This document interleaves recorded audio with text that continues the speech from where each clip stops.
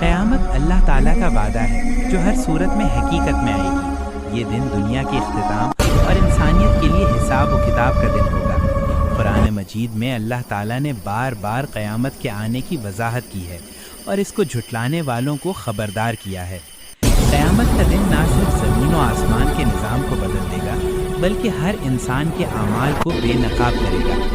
جو لوگ دنیا میں نیک اعمال کرتے ہیں ان کے لیے اللہ تعالیٰ کی جانب سے جنت میں خوشیاں ہوں گی، اور جو لوگ ظلم و گناہ کرتے ہیں ان کے لیے جہنم کی سخت سزائیں مقرر ہوں گی۔ قیامت کے دن کی حقیقت کو انسان اپنی محدود عقل سے پوری طرح نہیں سمجھ سکتا۔ اس دن سورج قریب آئے گا، پہاڑ ہل جائیں گے، سمندر ابلیں گے اور ہر چیز اللہ کی طاقت کے سامنے بے بس ہو جائے گی۔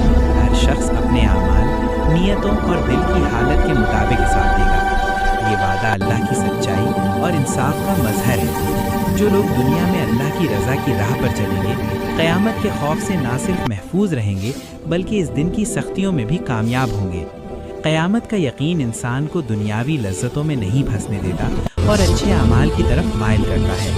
یہی وعدہ انسان کے ایمان کی بنیاد ہے اور اسے نیک زندگی گزارنے کی ترغیب دیتا ہے۔